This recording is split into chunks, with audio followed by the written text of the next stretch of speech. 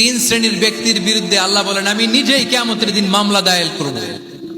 I will be against them in the day of judgment. Three categories of people I will be against them in the day of judgment. তিন শ্রেণীর লোক কিয়ামতের দিন তারা ছাড় পাবে না। আল্লাহ বলেন আমি নিজেই তাদের বিরুদ্ধে মামলা দায়ের করব। এর মধ্যে এক শ্রেণীর লোক হচ্ছে রাজুলুন ইস্তাআজারা আজিরান ফাস্তাউফা মিনহু ওয়া লাম ইয়াতি আজরা। একজন শ্রমিক ভাড়া করে তার কাছ থেকে কাজ নিয়েছে কিন্তু তার পারিশ্রমিক আদায় করে নাই।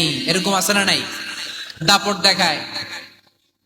দেখায় ইউনিভার্সিটির ক্যান্টিন গুলোতে, ইউনিভার্সিটির ক্যান্টিনে যায় খায় মাগার বিল দেয় না, এরকম ডাকাইত আছে না নাই? চায়ের দোকানে চা খেয়ে পরে দিমু বিল দেয় না, আছে না নাই? দোকানে যে পণ্য কিনে বিল দেয় না পরে দিমু, আছে না নাই? কিয়ামতের দিন আল্লাহ তোর এই মাস্তানি ছুটাবে, চিল্লা এখন ঠিক কিনা? আনা খাসমুহুম, আমি নিজেই তাদের বিরুদ্ধে মামলা দায়ের করব। কথাটা কার? এজন্য বিশ্বনবী বললেন খবরদার, মেহনতি মানুষ, খেটে খাওয়া মানুষ, এদের দোয়া কবুল হয়ে যায়। আতুল আজিরা আজরাহু ক্বাবলা আন ইয়াজিফা আরাকুহু। খবরদার, বিশ্বনবী বললেন শ্রমিকের ঘাম শুকিয়ে যাওয়ার আগে তাদের পারিশ্রমিক মিটিয়ে দাও। বিশ্বনবীর বিখ্যাত হাদিস, আতুল আজিরা আজরাহু ক্বাবলা আন ইয়াজিফা আরাকুহু। শ্রমিকের ঘাম মাটিতে লাগার আগে, শুকিয়ে যাওয়ার আগে তাদের পারিশ্রমিক মিটিয়ে দাও।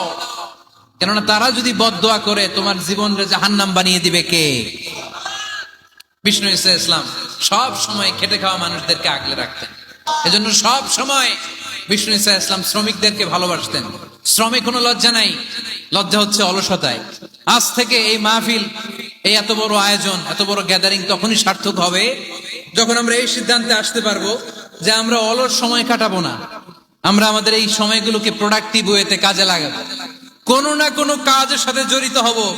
Never under estimate any job, whether it's big or small, বড় হোক বা ছোট হোক, কোন কাজকে আমরা ছোট করে দেখবো না।